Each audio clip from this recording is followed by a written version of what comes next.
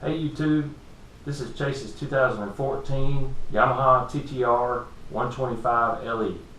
Today we're going to change the front fork seals.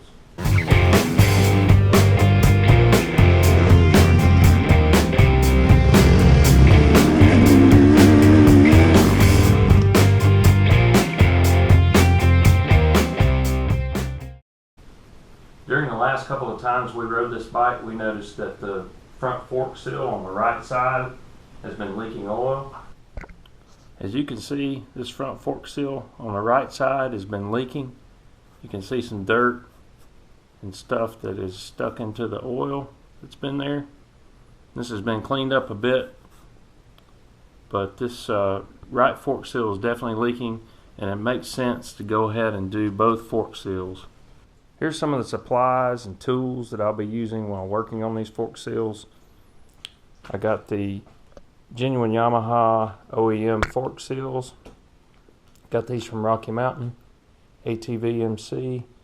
I also got an extra washer. This washer actually goes underneath each fork seal. I bought an extra one just to use to drive in these fork seals so that I don't damage them. I printed out a diagram of the forks and how they go together, where all the parts go, just in case I lose track of something, that I can get everything back together the way it's supposed to be. Of course, I got some fork oil. I got various hand tools over here, and I did go ahead and get this seal driver kit. It's a adjustable seal driver kit. These little pieces are adjustable depending on the size of the seal you're driving. So let's remove the front wheel and tire. So I'm going to remove this right fork first.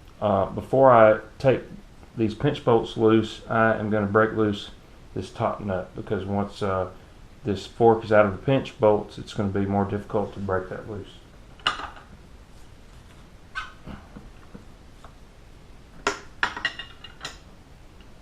I just need to get that loosened up so that it's easier to get off once I've got the fork tube off.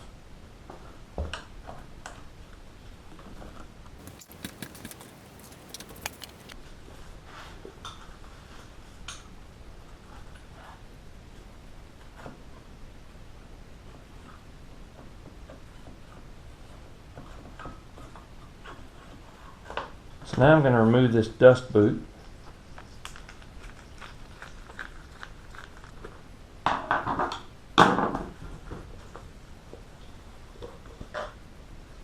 now I need to remove that retaining ring.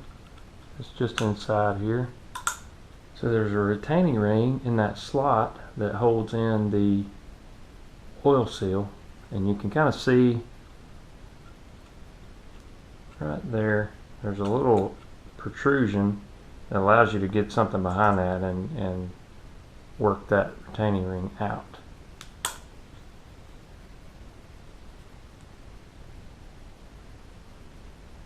Now I'm going to go ahead and remove this cap. There we go. Now I want to make sure I keep all this stuff in the order that it comes out. Now we've got the spring. So now I can go ahead and remove it from the vise and pour out some oil. I want to make sure if any parts come falling out, I catch those. Now I need to remove this Allen screw that connects to the damper rod inside this lower fork tube. There's a chance it can spin inside this fork tube, and I won't be able to get this Allen screw out. There's a tool that fits down into the upper fork tube where you can hold the damper rod from turning. I'm going to try to do it without the tool and see what happens. Now, I think some folks have had luck with using an impact driver to get that Allen bolt out and not spin the damper rod. So I'm going to try that method.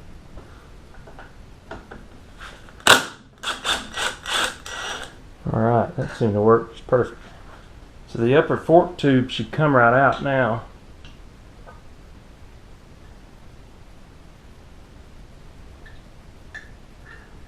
And it did with the damper rod. So I'm going to let the oil drain from that. And that damper rod should come out now. We got the damper rod, the spring. Now I need to remove this oil seal, and I need to keep track of which way is up. And I can see there's some writing and some markings on the top of this oil seal that's in there. And when I look at the one in the package, I can see the writing and some markings on this side. So this side is up, but I'm going to look at that again when I get it out, just to make sure there's no markings on the other side that would confuse me, and just to make doubly sure that I put the new one back in the right orientation. Also, when I'm removing this, I want to make really sure I don't damage the inside of this lower fork tube or scratch it. That might prevent the new seal from creating a good oil seal.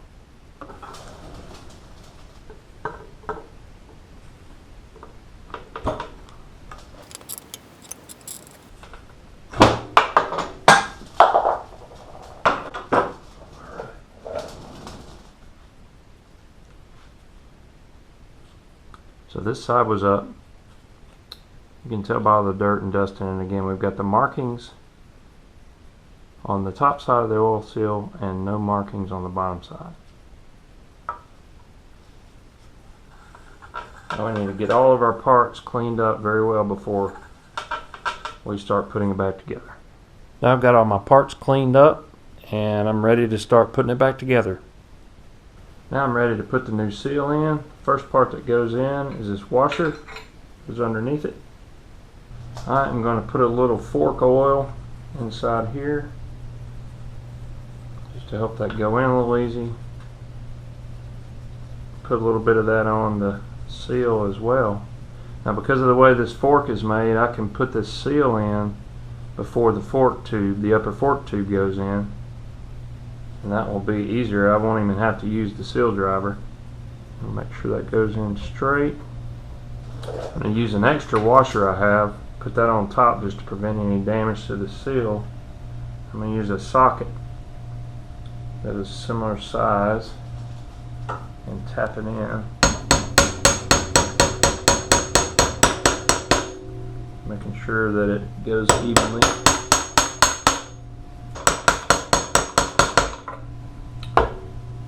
And I believe that is now all the way in there. I can see the groove for the retainer ring.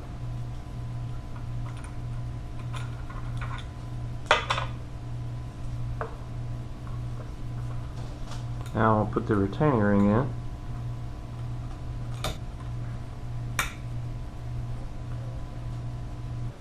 I'm going to slide the small spring back onto the damper rod.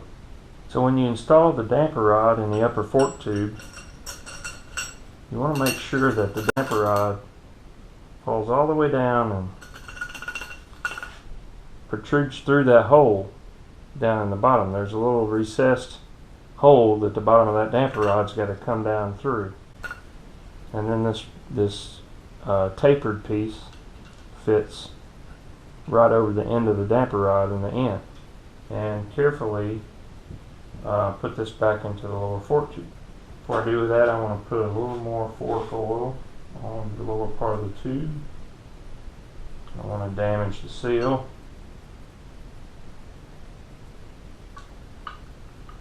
Carefully put that back together. And we're ready to install our Allen screw.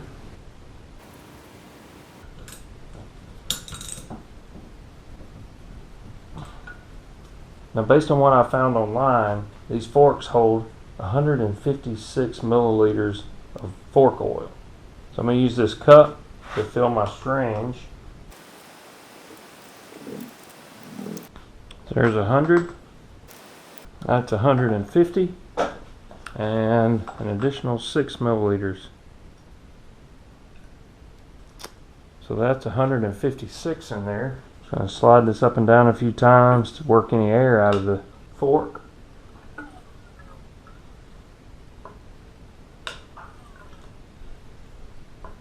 Now it's time to put the spring in there and put the cap on.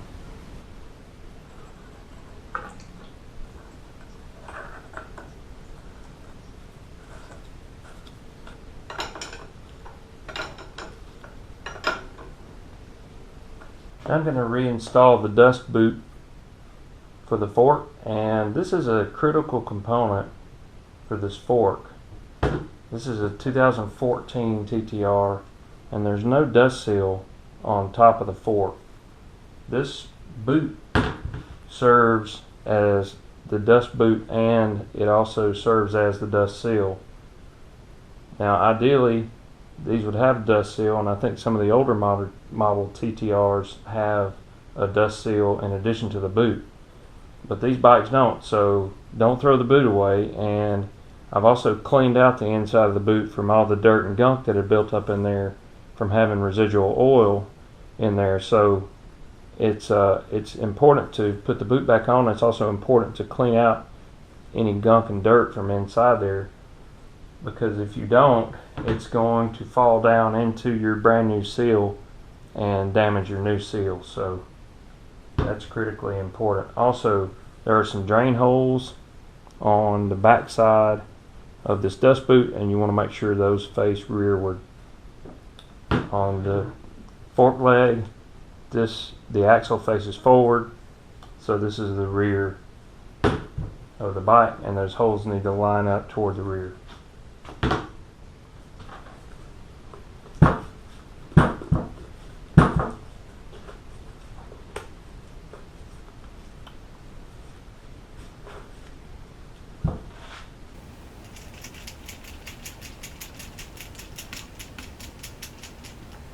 So once again, I'm just going to check and make sure everything operates smoothly.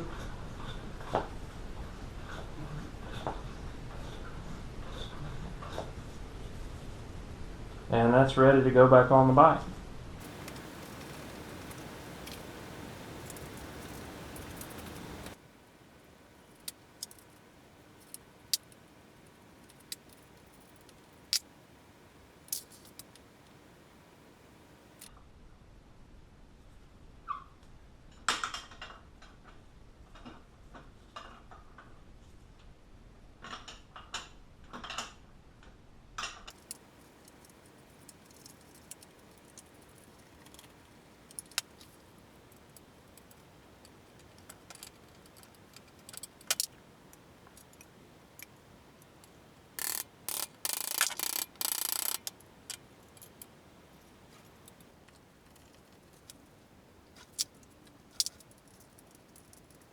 So now that the forks are back on the bike, we're going to retighten these top caps.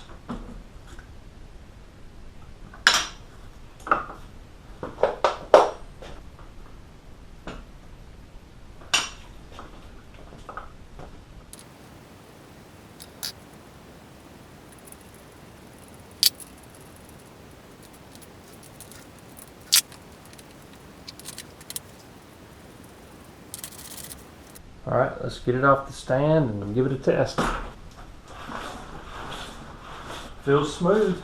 The only thing left to do is give it a test ride.